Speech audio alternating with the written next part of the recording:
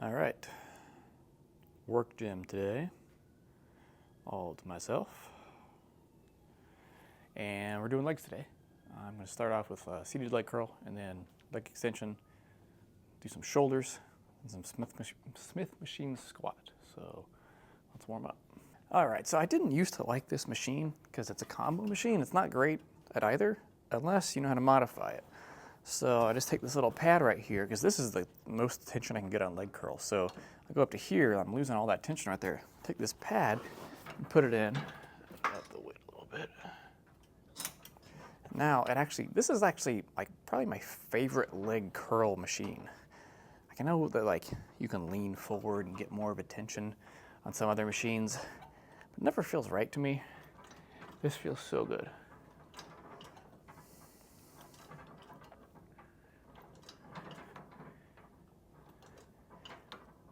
Same thing with the leg extension portion of it. I would just take the pad all the way back to there. And then I bring this down to there. Now if I leave my legs here, then the actual angle of rotation is in front of my knees. So all I have to do is just bring my legs a little forward and really pull my butt down to the chair. And oh yeah, right on my quads. So I've been warming up using leg extension and leg curl for a while now. It actually really helps me with other squatting movements, whether I'm doing pendulum squat, free bar squat, Smith machine squat, even leg press. Conventionally you want to do your hardest exercise first, but I think it really helps to warm up on an isolation machine. Get the joints warm so that later on you're going to feel better. Because I don't care about weight anymore. I'm training for a bodybuilding show. I want to be big. That's the goal here. So do some more warm-ups here, a couple working sets, extension and curl, and then some shoulders. Well, did my legs. Didn't film it all because whatever, it's not that cool. Moving on to lateral raises. I'm really enjoying using these wrist straps. Wrist straps, I should say.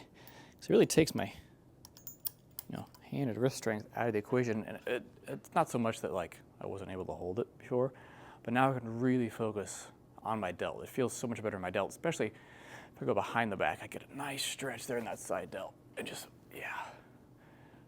that's so much better. It's that little change makes it so much better. Whoa. Whoa. Whoa. Slow negative. So Tuesday I did my biceps and back, and I filmed part of that workout, but I didn't film a lot of it, and I don't think I'm gonna upload it because I was just kind of in a bad mood that day, and I don't want to bring any more negativity to the internet than there already is, because there's enough of that going on, and I'm not here to bring anyone down. I'm doing these videos mostly just for me to document this cut and how it's going, so that hopefully I can look back at what I've done and maybe improve it for the future if I decide to compete again. And not that you should pretend negative days don't happen, because they definitely do happen. Everyone's gonna have a bad day, but it's like, why show that? There's people that are really vulnerable online, and that's fine. I had a bad day. It wasn't great. By the end of my workout, it really picked up, and I felt good the rest of the day. But at the beginning, I was very negative, and it was actually a pretty good workout too, which was a bummer that I didn't film a lot of it, or that I wasn't in a better mood. If I was in a better mood, I might have even had a even better workout. But yeah, and I think I'm just gonna film these every so many days. I don't need to document every single set I do. I'm not Sam Sulek. I'm not throwing around huge amounts of weight and that looks really cool and stuff like that. So I'm just the basics that I'm doing, and how I'm treating things. I put my calories back up for a couple of reasons. When I went down to 2,000 calories, that's when things got rough. I'm gonna be hungry because I'm eating less calories, and it was manageable. But man, that week where I was only eating 2,000 calories, that was something. I was hungry pretty much all the time. And what's very interesting about that is that I actually upped my calories to, like I said, 2,200. I kept my fats the same and really just upped my carbs, because I like to eat a lot of carbs. And probably 4 or 5 days after I upped my calories, I still wasn't hitting 2,000. So I think it was more of like a mentality thing. Like I knew I could only eat 2,000 calories a day. And so I was constantly thinking about it. Once I had the option to eat more, I became less hungry. Or I just adjusted to it. My body got used to eating fewer calories, got used to that drop.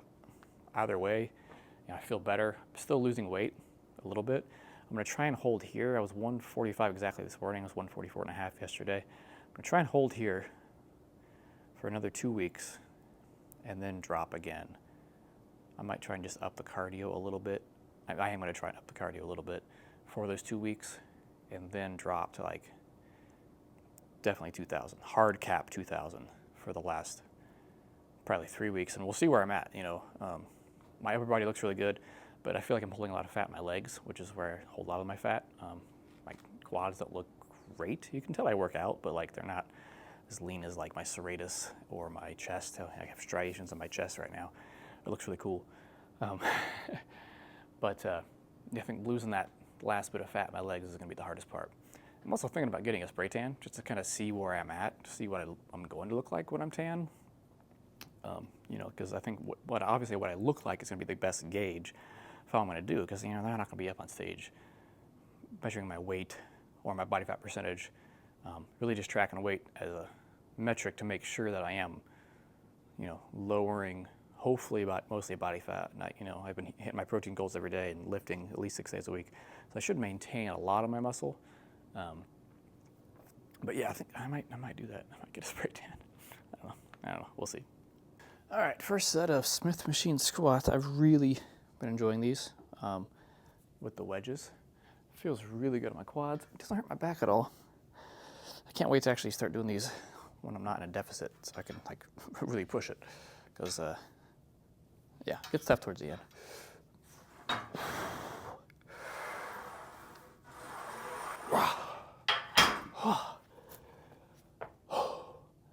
What's kind of frustrating about these though is that this machine here, the work gym, when there's no weight on it, it feels like nothing, like absolutely nothing.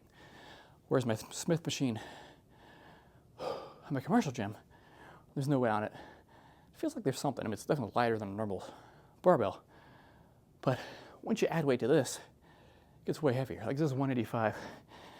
If I was at my commercial gym, Everybody Fitness, I'll be doing 205 for probably maybe 215 for maybe 2 or 3 more reps per set.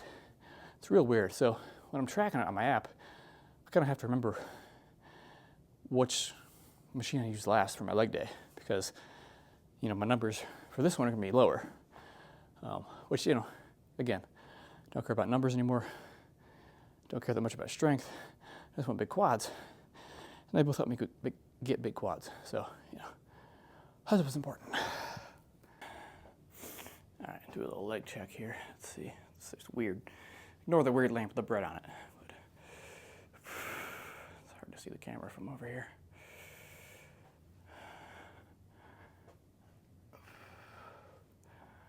Yeah, see, I just feel like I'm holding. I mean, it feels firm, but like in there's some fat in there.